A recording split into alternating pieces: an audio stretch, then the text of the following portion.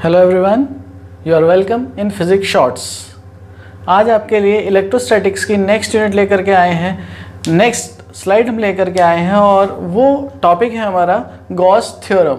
आज हम बात करेंगे इलेक्ट्रोस्टैटिक्स के नेक्स्ट चैप्टर के बारे में। अगर हम आईएससी बोर्ड की बात करें तो ये सेकंड चैप्टर होता है फिज़िक्स का, जो कि इलेक्ट्रोस्टैटिक्स का पार्ट है और गॉस थ्योरम इसका नाम है। और अगर हम एनसीईआरटी की बात करें सीबीएसई बोर्ड में, ये फर्स्ट चैप्टर में ही इंक्लूडेड है। तो let us see what is Gauss theorem और इससे रिलेटेड क्या कंटेंट होता है। तो गॉस थ्योरम से पहले आपको समझना पड़ेगा एरिया वेक्टर के बारे में। एरिया वेक्टर, एरिया एक वेक्टर क्वांटिटी है और इसकी वैल्यू हम जानते हैं। एरिया का मैग्नीट्यूड आपने ऑलरेडी पढ़ रखा है, लेकिन यहाँ पर इसके वेक्टर का मतलब होगा डायरेक्शन भी आपको बतानी होगी। जैसे कोई सरफेस है, कोई सरफेस है जिसका एरिया DA है, एक छोटा सा एरिया है इसका DA, डिफरेंशियल एरिया आप इसको कह सकते हो। तो ये तो इसके मैग्नीट्यूड को रिप्रेजेंट करता है। और जो एरिया की डायरेक्शन होती है, एरिया एक वेक्टर क्वांटिटी है, इसकी डायरेक्शन उस सरफेस के परपेंडिकुलर आउटवर्ड होती है, उस सरफेस के परपेंडिकुलर आउटवर्ड। अगर हम इस बोर्ड के एरिया वेक्टर की बात करें तो बोर्ड का एरिया तो आप निकाल लेंगे लेंथ इनटू ब्रेड्थ करके, वो इसका एरिया आ जाएगा, मैग्नीट्यूड आ जाएगा। उसकी डायरेक्शन बताने के लिए इसके परपेंडिकुलर आउटवर्ड आप एक वेक्टर ड्रॉ करेंगे जो एरिया वेक्टर को बताता है। ये सरफेस है, इसका परपेंडिकुलर ऐसे करके आएगा आउटवर्ड डायरेक्शन में। तो जैसे ये सरफेस है, इसका परपेंडिकुलर आउटवर्ड आएगा इस डायरेक्शन में। अगर हम इसको DA, इसका मैग्नीट्यूड है तो DA कैप इसके यूनिट वेक्टर को बताएगा, यूनिट वेक्टर जो कि डायरेक्शन को बताता है। तो ये मैग्नीट्यूड हो गया और ये उसका डायरेक्शन बताने वाला वेक्टर हो गया। अगर आप इसको DA वेक्टर करके लिखते हैं then it will be equal to DA, ये मैग्नीट्यूड इनटू DA कैप। कई बार ऐसा होता है कि हम इस एरिया वेक्टर को A से रिप्रेजेंट कर रहे हैं। मान लीजिए कि किसी सरफेस का एरिया A है, तो इसका वेक्टर उस सरफेस के परपेंडिकुलर आउटवर्ड हो जाता है और इसको बताने वाला वेक्टर ये n कैप से रिप्रेजेंट कर रहे हैं जो परपेंडिकुलरली आउटवर्ड है उस सरफेस के। तो अगर हम एरिया वेक्टर लिखेंगे तो area vector equals to magnitude of area multiplied by the unit vector in the direction perpendicularly outward to the surface. तो ये एरिया वेक्टर होता है। हमें गॉस थ्योरम पढ़ने के लिए एरिया वेक्टर की ज़रूरत होगी, इसलिए हमने यहाँ पर पहले इसको सीख लिया है एरिया वेक्टर। इसके बाद हमें एक टर्म और सीखना पड़ता है, that is called solid angle. अभी तक आपने जो पढ़ा रखा है वो नॉर्मल एंगल के बारे में पढ़ा है, एंगल, प्लेन एंगल जिसको कहते हैं, और उसकी SI यूनिट जो होती है रेडियन होती है। लेकिन यहाँ पर आपको सॉलिड एंगल के बारे में पढ़ना है।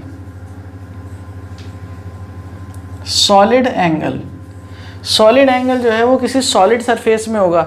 इसका बेस्ट एग्जांपल आप ऐसे करके समझिए, जैसे ये कोई ऐसे रैंडमली कोई सरफेस है, इस सरफेस में से आप कुछ एरिया कट कर लीजिए, एरिया, कुछ पर्टिकुलर एरिया, जैसे आपने यहाँ से यहाँ तक इतना एरिया कट कर लिया, तो ये जो एरिया है वो इस सरफेस के किसी पॉइंट पर इसकी बाउंड्री से आप यहाँ पे ज्वाइन कर दीजिए, बाउंड्री से। तो ये जो लाइंस हैं, इस पॉइंट को इस लाइन बाउंड्री से ज्वाइन करने वाली जो लाइंस हैं वो कितना एरिया बनाती हैं, कितना एंगल बनाती हैं, वो सॉलिड एंगल कहलाता है। सपोज ये पॉइंट O है और ये जो एरिया है इसकी वैल्यू है DA, और यहाँ पर एक पॉइंट है जहाँ जिस पॉइंट तक आप इसकी डिस्टेंस यहाँ से मेजर कर रहे हैं वो डिस्टेंस R हो गई। तो ये R हो गया, ये DA इसका मैग्नीट्यूड हो गया। DA वेक्टर अगर बनाएंगे तो सरफेस के परपेंडिकुलर आउटवर्ड हो जाएगा, सरफेस के परपेंडिकुलर आउटवर्ड हो जाएगा। ये जो सॉलिड एंगल है इसको हम रिप्रेजेंट करते हैं ओमेगा से, क्योंकि यहाँ पर छोटा सा एक एरिया लिया है तो इससे डेवलप होने वाला जो एंगल होगा वो भी स्मॉल एंगल होगा और उसको हम कहेंगे D ओमेगा। तो ये जो एरिया होता है, जितना एरिया आपने कट किया था, वो यहाँ पर जो एंगल बनाता है ये एंगल D ओमेगा से रिप्रेजेंट किया जाता है। और ये कैसे रिलेशन मिलता है, क्योंकि ये जो एरिया होता है वो R स्क्वायर के प्रोपोर्शनल होता है। DA is proportional to R square, DA is proportional to R square होता है। और DA को अगर आप R स्क्वायर से डिवाइड कर देते हैं तो एक कांस्टेंट बन जाता है, and that constant is called D omega, that is the solid angle. तो D ओमेगा की वैल्यू अगर आपको लिखनी है तो आप इसको बना सकते हैं DA बाय R स्क्वायर। अब आप इसको समझिए, ये तो जनरल सी बात होगी।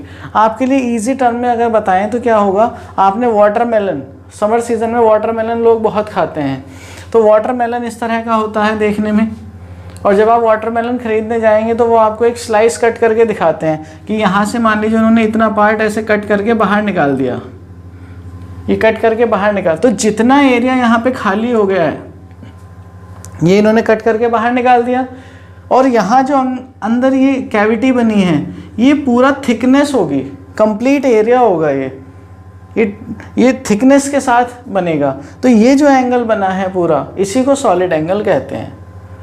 तो आप हो सकता है अब आप इसको समझ पाएँ। ऐसा ही एक और एग्जांपल ले सकते हैं, जैसे केक होता है, केक आप ऐसे लेकर के आते हैं और उसमें से इस तरह से एक स्लाइस कट करके बाहर निकाल लेते हैं, तब ये जो अंदर एंगल बन जाता है उस स्लाइस के कट करने से, that would be the solid angle subtended by that particular area.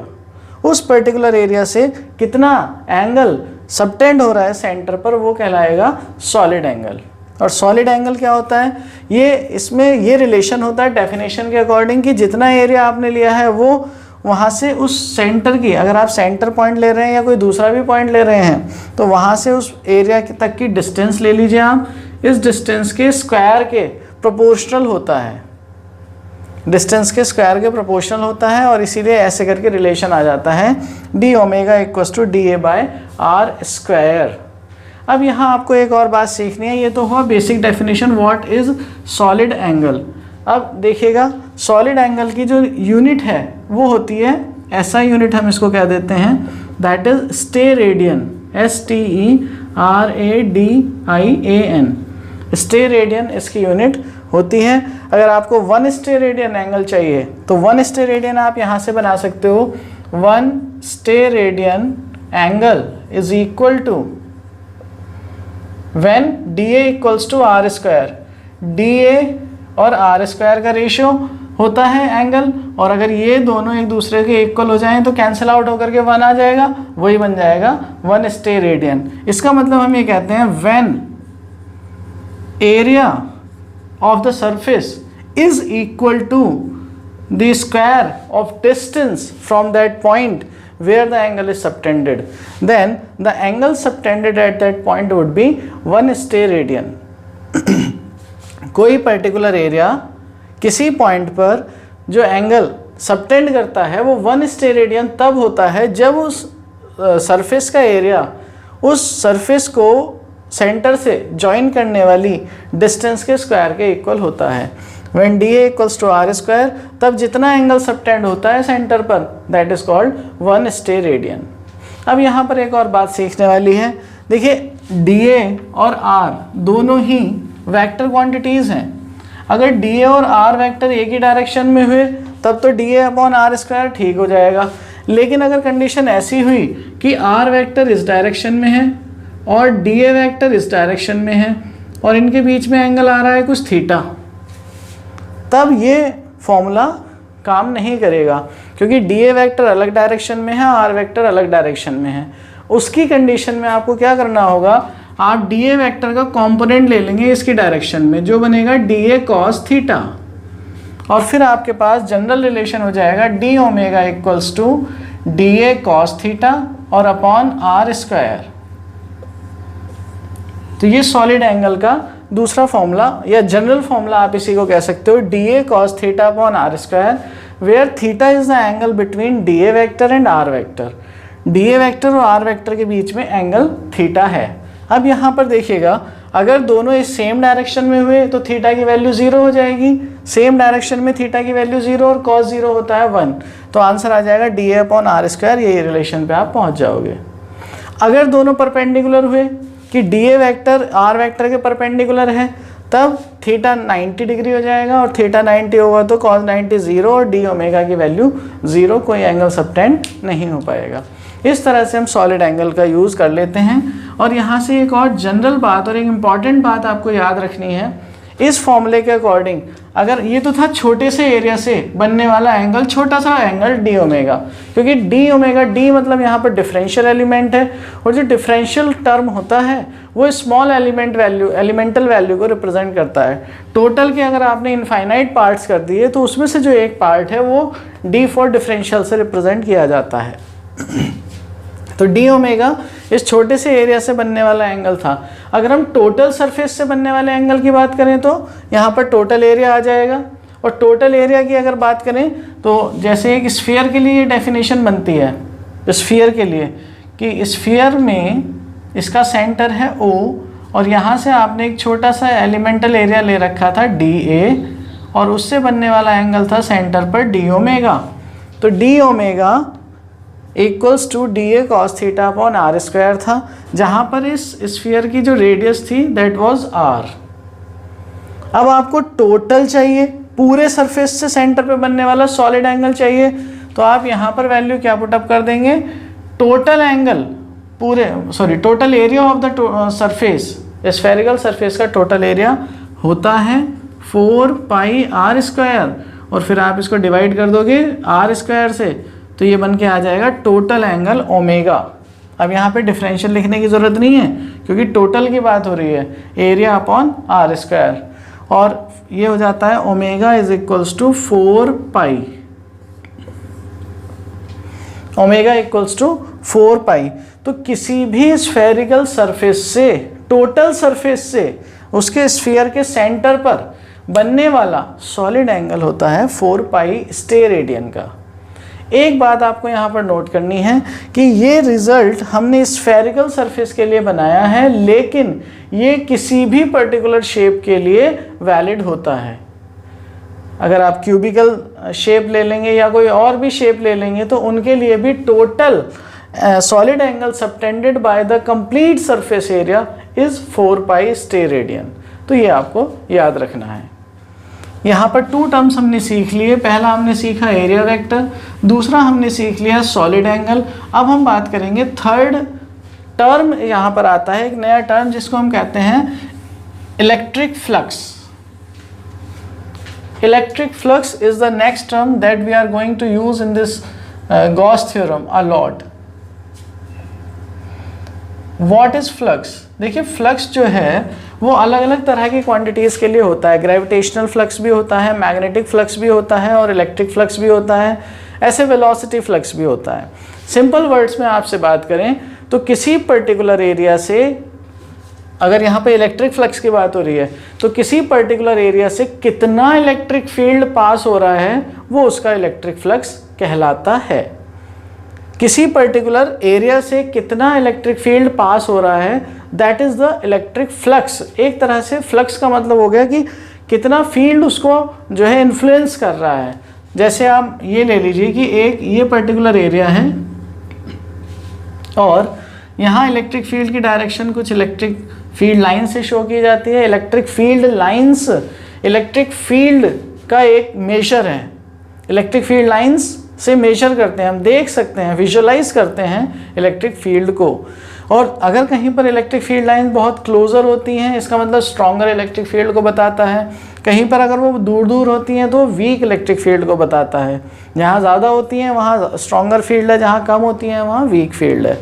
तो किसी पर्टिकुलर एरिया से, किसी पर्टिकुलर सरफेस से कितना इलेक्ट्रिक फील्ड पास हो रहा है, वो कितने इलेक्ट्रिक फील्ड के इन्फ्लुएंस में है, वही कहलाता है उसका electric flux passing through that particular area. अब इसको कैसे देखेंगे? देखने के लिए हम क्या करते हैं, number of electric field lines बना लेते हैं और किसी पर्टिकुलर एरिया से कितनी field lines at a time pass हो रही हैं वो कहलाएगा उसका इलेक्ट्रिक फ्लक्स। तो सिंपल वर्ड्स में हम बात करें तो ये है एरिया और ये है इलेक्ट्रिक फील्ड। एरिया भी एक वेक्टर क्वांटिटी है और इलेक्ट्रिक फील्ड भी एक वेक्टर क्वांटिटी है। तो दोनों में डिपेंड कर रहा है। अगर एरिया कम होगा तो कम इलेक्ट्रिक फील्ड लाइंस पास हो पाएंगी तो इलेक्ट्रिक फ्लक्स भी कम होगा। एरिया लार्ज होगा तो उससे ज़्यादा इलेक्ट्रिक फील्ड लाइंस पास हो जाएंगी तो इलेक्ट्रिक फ्लक्स भी लार्ज होगा। ऐसे ही अगर इलेक्ट्रिक फील्ड लाइंस कम होंगी, इलेक्ट्रिक फील्ड वीक होगा तो कितना ही बड़ा एरिया हो उससे कम इलेक्ट्रिक फ्लक्स पास होगा। और अगर इलेक्ट्रिक फील्ड स्ट्रॉन्गर होगा तो छोटे एरिया से भी ज़्यादा फील्ड लाइंस पास हो सकती हैं। इसका मीनिंग ये हुआ कि इलेक्ट्रिक फ्लक्स 2 फैक्टर्स पे डिपेंड करता है, एक तो इलेक्ट्रिक फील्ड पर और दूसरा एरिया पर।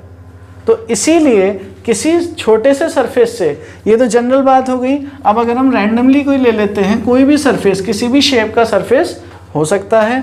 जैसे आप इस तरह का कोई सरफेस ऐसे करके ले लीजिए और यहाँ से इलेक्ट्रिक फील्ड लाइंस ऐसे करके काफ़ी सारी फील्ड लाइंस इसमें से पास होकर जा रही हैं। तो इलेक्ट्रिक फील्ड लाइंस को पास होने के लिए हम क्या करते हैं, हम यहाँ पर एक छोटा सा एरिया एलिमेंट कट कर लेते हैं, छोटा सा एरिया एलिमेंट ले लेते हैं। तो अब इसका एरिया कितना है, मैग्नीट्यूड है उसका dA और ये इलेक्ट्रिक फील्ड लाइन है, दैट इज E वेक्टर। इसका एरिया वेक्टर आ जाएगा, वो इसके सरफेस के परपेंडिकुलर आउटवर्ड होगा। तो सरफेस के परपेंडिकुलर आउटवर्ड होगा dA वेक्टर और सरफेस में से पास होकर जा रही हैं इलेक्ट्रिक फील्ड लाइंस। अगर ये इलेक्ट्रिक फील्ड लाइन और dA वेक्टर दोनों के बीच का एंगल थीटा है, तब इसमें से पास होने वाले फ्लक्स को आप d phi e कह सकते हो। phi is the symbol of flux, phi is the symbol of flux और यहाँ पे e लिख देते हैं तो इलेक्ट्रिक फ्लक्स को बताता है। क्योंकि अभी आपको बताया मैग्नेटिक फ्लक्स भी होता है, वहाँ पे phi b लिखा जाता है। तो d phi e ये किस पर डिपेंड कर रहा था, इलेक्ट्रिक फील्ड पर और एरिया पर। इलेक्ट्रिक फील्ड और एरिया वेक्टर दोनों ही वेक्टर क्वांटिटीज़ हैं, इसलिए उनके बीच की डायरेक्शन भी इंपॉर्टेंट हो जाती है। तो यहाँ रिलेशन बनता है E vector dot dA vector, क्योंकि जब दोनों पर ये डिपेंड कर रहा है तो उनके प्रोडक्ट पर डिपेंड करेगा। इलेक्ट्रिक फील्ड स्ट्रॉन्गर होगा तो फिर फ्लक्स ज़्यादा होगा, एरिया ज़्यादा होगा तो फ्लक्स ज़्यादा होगा, एरिया कम होगा तो फ्लक्स कम होगा, फील्ड कम होगा तो फ्लक्स भी कम होगा। और दूसरी बात डिपेंड करती है डायरेक्शन पे, क्योंकि they both are vectors, vectors direction पर भी डिपेंड करते हैं। उसके लिए हमारे पास ये टर्म आ गया E vector dot dA vector, तो इन दोनों के डॉट प्रोडक्ट पर डिपेंड करता है। d phi की वैल्यू हो जाएगी E, अगर हम इसका मैग्नीट्यूड E ले लेते हैं और इसका मैग्नीट्यूड dA ले लेते हैं तो E dA cos थीटा, ये हो जाएगा flux passing through this small area, जहाँ पर थीटा क्या है, E वेक्टर और dA वेक्टर दोनों के बीच का एंगल है। अब एक बात यहाँ से समझिएगा आप कि अगर E वेक्टर और dA वेक्टर एक ही डायरेक्शन में होंगे, एक ही डायरेक्शन में होंगे तो फिर थीटा की वैल्यू 0 हो जाएगी, 0 हो जाएगी तो फ्लक्स मैक्सिमम हो जाएगा। किसी भी सरफेस से पास होने वाला फ्लक्स मैक्सिमम हो जाता है if E vector and dA vector they both are in the same direction. और dA वेक्टर होता है ऑलवेज सरफेस के परपेंडिकुलर आउटवर्ड। इसका मतलब इलेक्ट्रिक फील्ड अगर सरफेस के परपेंडिकुलर आउटवर्ड है then flux is maximum, flux is maximum in that condition. तो किसी भी पर्टिकुलर एरिया से अगर हम किसी सरफेस का एरिया A ले लेते हैं तो आप इसको, ये तो छोटा सा सरफेस एरिया था ना, इस छोटे से एरिया एलिमेंट से पास होने वाला था टोटल पूरे सरफेस से, क्योंकि पूरे सरफेस में से फील्ड लाइंस पास होके जा रही हैं। तो इस पूरे सरफेस में से पास होने वाला फ्लक्स अगर निकालना होगा तो वो phi e लिखा जाएगा and it is obtained by the integration of d phi e। d phi e के इंटीग्रेशन से मिल जाता है और इसका इंटीग्रेशन भी कौन सा करना है आपको, एरिया वाला इंटीग्रेशन करना होगा। देखिएगा कैसे, वैल्यू पुटअप करते हैं यहाँ पर E dA cos theta area के रेस्पेक्ट में, तो यहाँ पर एरिया लिखा जाएगा। तो किसी पर्टिकुलर सरफेस से पास होने वाला फ्लक्स phi e की value integral of E dA cos theta होती है। This is the general expression of flux. और अगर आपके पास कोई क्लोज्ड सरफेस है, क्लोज्ड सरफेस, तो वहाँ पर जो इंटीग्रल है ये आपको क्लोज्ड इंटीग्रल लेना पड़ेगा over the area of surface, E vector dot dA vector, that is the closed integral of the surface, electric flux को बताएगा। इसके लिए एक अगर अभी भी किसी को समझ में नहीं आया तो उसके लिए एक एग्जाम्पल और ले लेते हैं। देखिए बहुत ईजी सा एग्जाम्पल है, आप इसको समझ पाएंगे। जैसे वाटर का फ्लो होता है, वाटर के फ्लो में क्या कंडीशन होती है कि इस तरह से वाटर मान लीजिए फ्लो करके जा रहा है और यहाँ पर रास्ते में आपने एक बैरियर लगा दिया, कोई बैरियर है इस तरह का, तो इसके अंदर से वाटर फ्लो होकर जाएगा, इसके अंदर से वाटर फ्लो होकर जाएगा, वो वाटर बाहर निकलेगा। अब अगर आप इस बैरियर का एरिया ऐसे बदलते रहते हैं, अलग अलग एंगल पे आप इसको झुकाते रहते हैं, तो इसमें से पास होने वाला वाटर चेंज होता चला जाएगा। जब आपने इसको इस पोजीशन में रखा है perpendicular to the direction of flow, तो इसके अंदर से maximum quantity of water flow करेगा, तो फ्लक्स भी मैक्सिमम होगा, वेलोसिटी फ्लक्स मैक्सिमम हो जाएगा। बिल्कुल इसी तरह से आप समझ लीजिए कि ये इलेक्ट्रिक फील्ड लाइंस हैं, ये हैं इलेक्ट्रिक फील्ड लाइंस, और ये सरफेस है। सरफेस का एरिया निकालोगे तो डी ए वैक्टर इधर को, या एरिया वैक्टर ही कह दो, टोटल एरिया वैक्टर इधर को आ जाएगा। एरिया वेक्टर और इलेक्ट्रिक फील्ड दोनों सेम डायरेक्शन में है, इसलिए मैक्सिमम फ्लक्स आ जाता है। अब आप इसको थोड़ा सा टिल्ट कर दीजिए। अगर आप इसको थोड़ा सा टिल्ट कर देंगे तो यहाँ देखिएगा कि नंबर ऑफ फील्ड लाइंस ऐसे करके आपने इसको रख दिया, तो अब इसमें से पास होने वाले वाटर की क्वांटिटी पहले से कम हो जाएगी, क्योंकि अब एरिया वेक्टर इस तरह से कुछ हो जाएगा और ई वेक्टर इस तरह से कुछ है, तो इन दोनों के बीच में एंगल थीटा बन गया। तो E D A cos theta पर डिपेंड करेगा। कॉस थीटा की वैल्यू -1 से 1 तक होती है, तो वैल्यूज़ मैक्सिमम वैल्यू तभी आती है जब थीटा की वैल्यू 0 होगी। और कम करेंगे, अगर आप इसको और झुका देंगे तो ये एंगल और कम हो जाए, सॉरी ये जो पास होने वाला वाटर है वो और कम हो जाएगा। इस तरह से फ्लक्स कम होता चला जाता है। आई होप ये आपको समझ में आ जाएगा कि जो इलेक्ट्रिक फ्लक्स है या कोई भी फ्लक्स है वो सरफेस के एरिया पर एंड इलेक्ट्रिक फील्ड, वो जो भी इलेक्ट्रिक फील्ड है, मैग्नेटिक फील्ड, जिसका भी किसी भी फील्ड का फ्लक्स आप निकाल रहे हो तो उस फील्ड के डायरेक्शन और एरिया वेक्टर की डायरेक्शन पर डिपेंड करता है। ये रिलेशन हमारे पास इलेक्ट्रिक फ्लक्स के लिए हो गए हैं। अब यहाँ पे हम कुछ बातें डायरेक्टली याद रख सकते हैं, वो क्या है? If we are having the area, this is the final expression for electric flux. Phi की वैल्यू आ गई है integral of E vector dot D A vector. Maximum flux अगर आपको चाहिए तो E vector D A vector same direction में होंगे, तो ई इंटू डी ए हो जाएगा, ई इंटू डी ए हो जाएगा क्योंकि कॉस 0 हो जाएगा। और ई कांस्टेंट है अगर, तो इसका एरिया का इंटीग्रल ले लेंगे। सरफेस का जो एरिया आएगा, सरफेस का जो एरिया आएगा वो एज्यूम कर लीजिए कि आ गया ए। जो भी कुछ सॉल्व करके आएगा, स्फेरिकल है तो 4π² से आ जाएगा, सिलेंड्रिकल है तो किसी और फॉर्मूले से आ जाएगा, लेकिन आंसर मान लीजिए जो भी आंसर है वो ए आ गया। तो फ्लक्स का फॉर्मूला E इंटू ए आप कह सकते हो, E इंटू ए।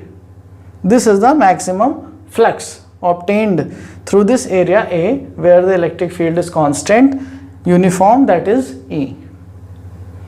अब यहाँ पर दो बातें होंगी। अगर इलेक्ट्रिक फील्ड की डायरेक्शन सरफेस के नॉर्मल है, इलेक्ट्रिक फील्ड की डायरेक्शन सरफेस के नॉर्मल है, ये सरफेस रखा है, इलेक्ट्रिक फील्ड ऐसे इसके अंदर से पास हो रहा है, तब आंसर ये आएगा मैक्सिमम फ्लक्स, क्योंकि इसका एरिया वेक्टर आउटवर्ड होगा उस डायरेक्शन में। और अगर इलेक्ट्रिक फील्ड सरफेस के पैरेलल है, सरफेस के पैरेलल है, तब उनके बीच में एंगल सरफेस के पैरेलल अगर हुआ मीन्स सरफेस की डायरेक्शन में फील्ड हो गया और एरिया वेक्टर परपेंडिकुलर होता है, तो दोनों के बीच का एंगल 90 डिग्री हो जाएगा। And in that condition phi E flux would be 0। किस कंडीशन में? When E vector is parallel to the surface, parallel to the surface। Surface के पैरेलल मीन सरफेस की डायरेक्शन में है और एरिया वेक्टर उसके परपेंडिकुलर होता है, तब थीटा इक्वल्स टू 90 डिग्री हो जाता है और फ्लक्स 0। उस कंडीशन में कोई फ्लक्स पास नहीं होता। और दूसरी बात, थर्ड केस ही हो जाएगी, फर्स्ट केस हुआ, सेकंड केस, थर्ड केस ही हो जाएगा। अगर एरिया वेक्टर सरफेस उधर से बंद है और एरिया वेक्टर अगर इधर को आ रहा है, ई वेक्टर इधर से इधर, अगर इलेक्ट्रिक फील्ड लाइंस एंटर कर रही हैं किसी सरफेस में, तो उस सरफेस से पास होने वाला फ्लक्स कितना हो जाएगा? -EA। इस कंडीशन में यहाँ पर लिख देते हैं phi E is equals to minus E A. ऐसा क्यों हुआ? क्योंकि ई वेक्टर और एरिया वेक्टर दोनों अपोजिट डायरेक्शन में हैं। अपोजिट डायरेक्शन में है तो cos 180 डिग्री, एंगल 180 डिग्री का, और cos 180 की वैल्यू -1 होती है।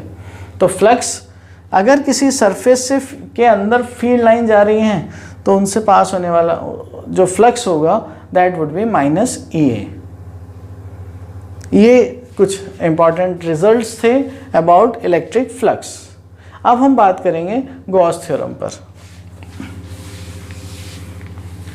इलेक्ट्रिक फ्लक्स का रिलेशन हमें क्या मिला है? Phi is equals to integration of E dot D A. Electric field vector और डी ए वेक्टर इन दोनों का प्रोडक्ट करके आ जाता है, डॉट प्रोडक्ट करके आ जाता है। गॉस थ्योरम, गॉस थ्योरम जो है ये इलेक्ट्रोस्टैटिक्स में इलेक्ट्रिक फ्लक्स को बताता है। इलेक्ट्रिक फ्लक्स किसी भी सरफेस से पास होने वाला नेट इलेक्ट्रिक फ्लक्स आप कैसे निकाल सकते हैं, ये उसकी वैल्यू को बताता है।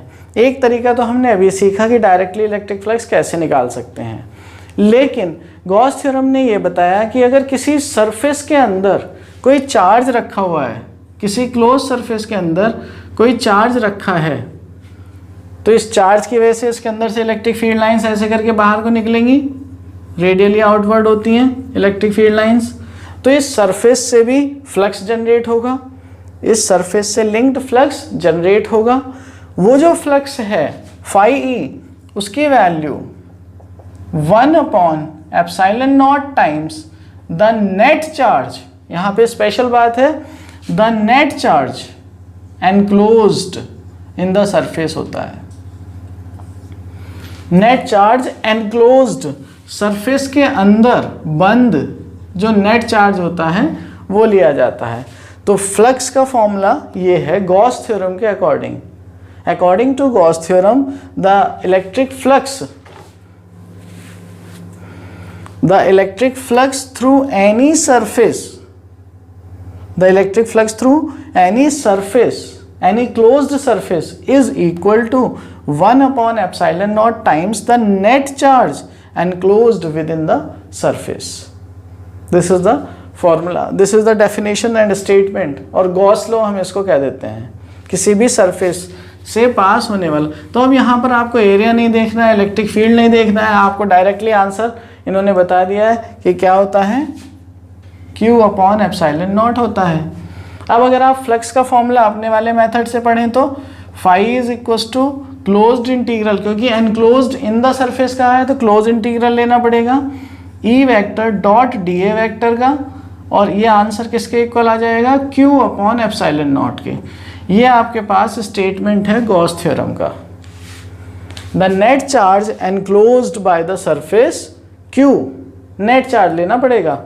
अगर कुछ पॉजिटिव है, एक 2 कॉलम, एक 3 कॉलम, एक 5 कॉलम, तो सबको ऐड कर दीजिए, टोटल लेना पड़ेगा। कुछ पॉजिटिव कुछ नेगेटिव है तो उनका रिजल्टेंट निकाल दीजिए एल्जेब्रिकली ऐड करके, और फिर वो चार्ज यहाँ पे रखना होगा, उससे आपको आंसर मिल जाएगा। ये है गॉस थ्योरम। आई होप ये आपको समझ में आ जाएगा। अब हम बात करेंगे इसके प्रूफ की, प्रूफ ऑफ गॉस थ्योरम।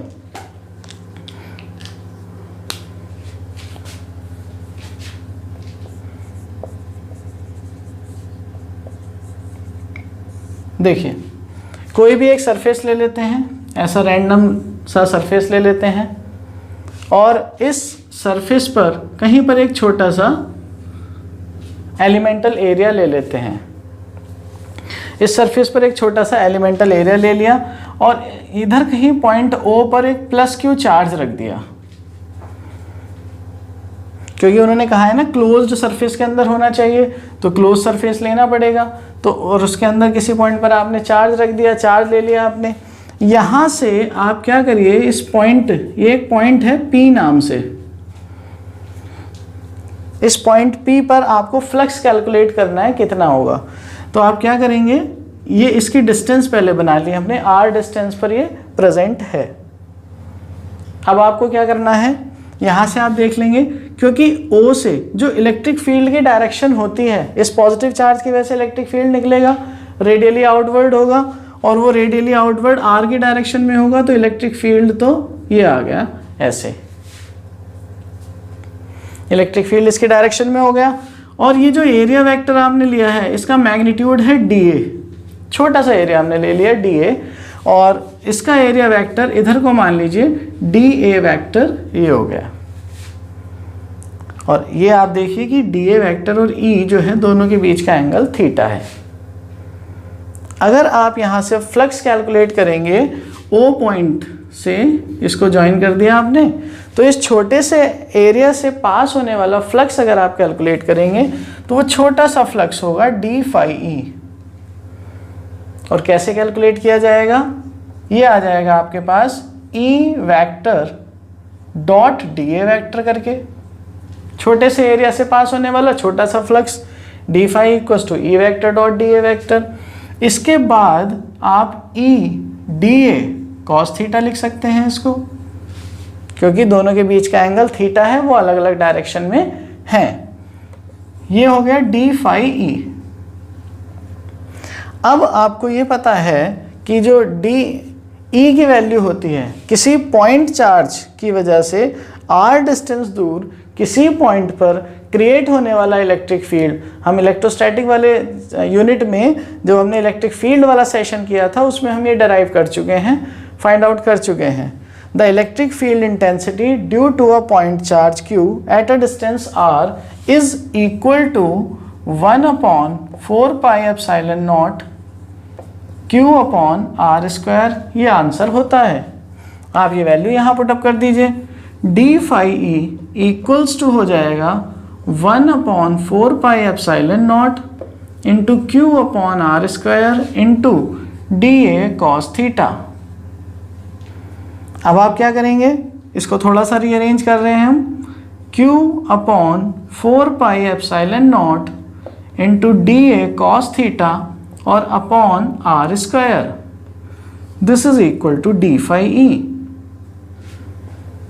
अभी आपको बताया था dA cos थीटा की value, dA cos theta upon r square की वैल्यू d ओमेगा होती है, सॉलिड एंगल के इक्वल d ओमेगा होता है ये। तो d ओमेगा वैल्यू आप यहाँ पे पुटअप करेंगे तो ये क्या बन जाएगा, d phi E equals to q upon 4 pi epsilon not into d omega. This becomes the solid angle subtended by this area at the point O। ये तो क्या आया है, इस छोटे से वाले एरिया से पास होने वाला फ्लक्स आया है। पूरे सरफेस का निकालना है टोटल फ्लक्स, इंटीग्रेशन कर देंगे दोनों तरफ, d phi is equals to integration of q upon 4 pi epsilon not into d omega. और अब आप यहाँ से सॉल्व करेंगे तो क्या रिजल्ट मिलेगा आपको, इस वाले पार्ट को इरेज कर देते हैं।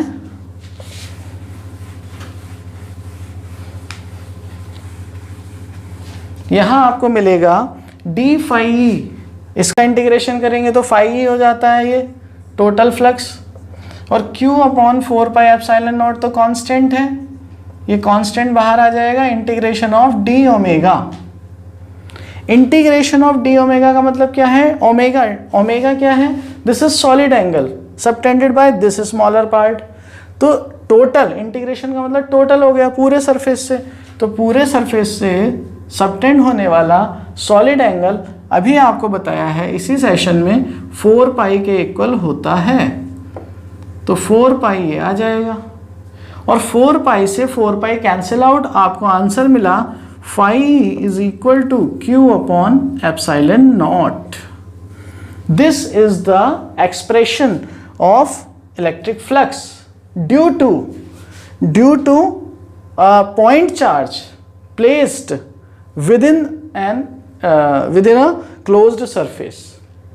तो जब कोई चार्ज किसी क्लोज सरफेस के अंदर रखा जाता है, उसकी वजह से क्रिएट होने वाला total flux phi equals to q upon epsilon naught आ जाता है। This is what, q upon epsilon naught. q कौन सा है, नेट चार्ज। अब ये जो गॉस थ्योरम है, इस स्टेटमेंट में आपको एक दो बातें बहुत इंपॉर्टेंटली याद रखनी होंगी। एक तो हमने यहाँ मार्क किया हुआ है, वही इंपॉर्टेंट बात है, that is net charge. Net charge enclosed, ये भी आपको इंपॉर्टेंटली याद रखना पड़ेगा। किसी सरफेस के अंदर अगर काफ़ी सारे चार्जेस हैं, +Q1 और +Q2 -Q3 -Q4, तब आपको टोटल फ्लक्स निकालने के लिए क्या करना होगा, 1/ε0 times Q1 + Q2 -Q3 -Q4 and so on. इस तरह से आंसर लिखेंगे। तो अगर हम जनरल फॉर्म इसकी बना देंगे तो ये बन जाएगा समेशन ऑफ QI और upon ε0। This is the general form of Gauss theorem, Gauss statement. अब देखिए आगे कि इसके बाद हम बात करते हैं। तो गॉस थ्योरम जब कभी भी अप्लाई होगा, दो बातें स्पेशली याद रखेंगे। जो चार्ज लेना है वो चार्ज सरफेस के अंदर होना चाहिए, उसका नेट चार्ज लेना है, जितना भी अंदर चार्ज है उसका नेट वैल्यू लेनी है। दूसरी बात, एनक्लोज्ड सरफेस के अंदर होना चाहिए, सरफेस के अंदर होना चाहिए चार्ज, उसके बाहर से बात नहीं बनेगी। फाइन, ये था गॉस थ्योरम का स्टेटमेंट। गॉस थ्योरम की हेल्प से हम बहुत सारे डिफरेंट चार्जेस की वजह से क्रिएट होने वाले इलेक्ट्रिक फील्ड के एक्सप्रेशंस डेराइव करते हैं। डिफरेंट फील्ड्स हम कैलकुलेट करते हैं, जैसे एक लाइन ऑफ चार्ज की वजह से क्रिएट होने वाला इलेक्ट्रिक फील्ड, और एक पूरी शीट है, प्लेन शीट ऑफ चार्ज है, उसकी वजह से क्रिएट होने वाला इलेक्ट्रिक फील्ड, और कोई शेल है, चार्ज शेल की वजह से क्रिएट होने वाला इलेक्ट्रिक फील्ड। ये सब गॉस थ्योरम की एप्लीकेशंस हैं, उसके हेल्प से हम ये रिजल्ट निकाल पाते हैं। लेकिन जब गॉस थ्योरम आप अप्लाई करेंगे तो उसके लिए कुछ कंडीशंस होंगी, और वो कंडीशंस सारी की सारी एक ही टर्म के अंदर आ जाएंगी, वो कहलाता है Gaussian surface. What is a Gaussian surface, we will talk about that. तो गॉसियन सरफेस क्या है? गॉस थ्योरम में ये बताया गया है कि जब कोई चार्ज किसी सरफेस के अंदर रखा होता है, एनक्लोज्ड होता है, तब गॉसियन सरफेस, जब कोई चार्ज किसी सरफेस के अंदर होता है तभी आप गॉस थ्योरम अप्लाई कर सकते हो। चार्ज को सरफेस के अंदर होना पड़ेगा। तो अगर मान लीजिए क्वेश्चन ये आ गया कि कहीं पर एक पॉइंट चार्ज +Q रखा है और इसकी वजह से r डिस्टेंस दूर पॉइंट P पर क्रिएट होने वाला इलेक्ट्रिक फील्ड बताइए, E की वैल्यू क्या होगी ये बताइए।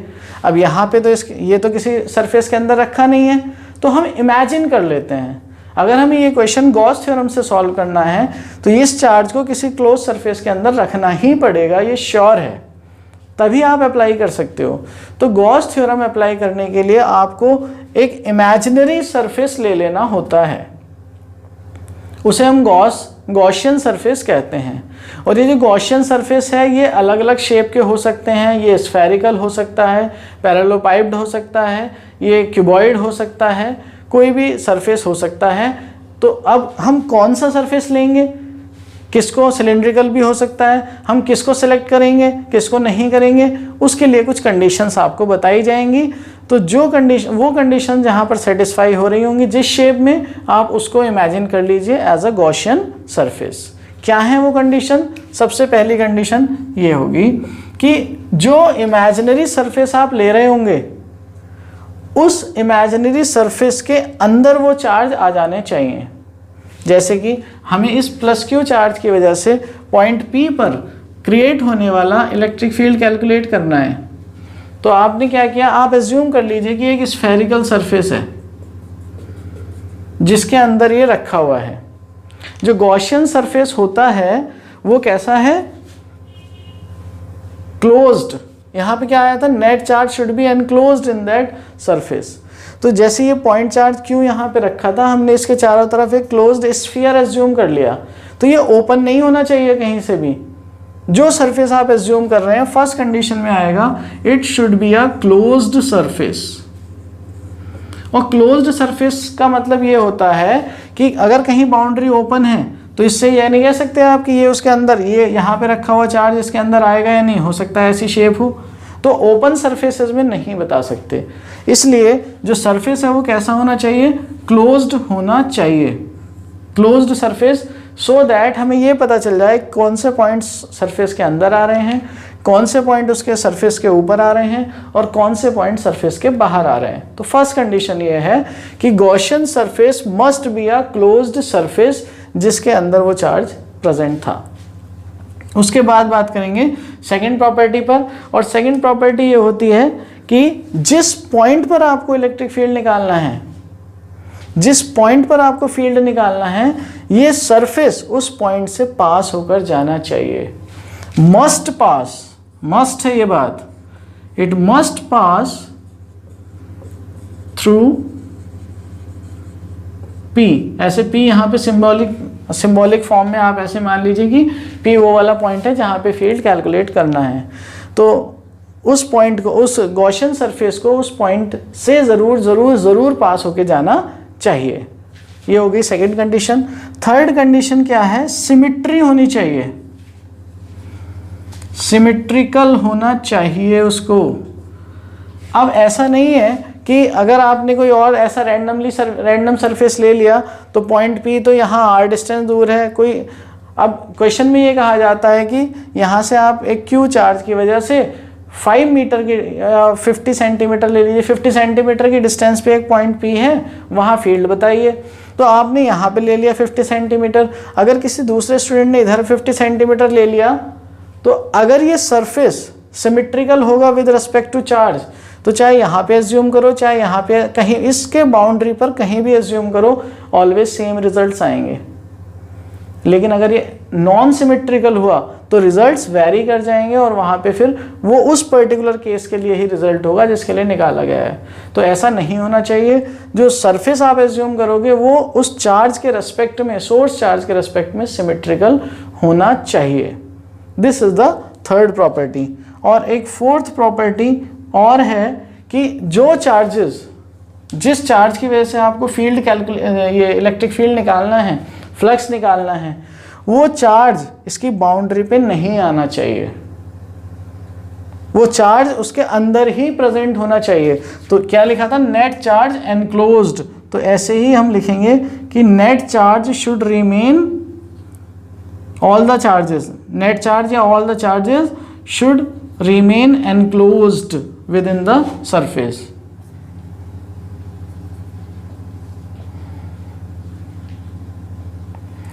ये कंडीशंस हो गई हैं आपके पास।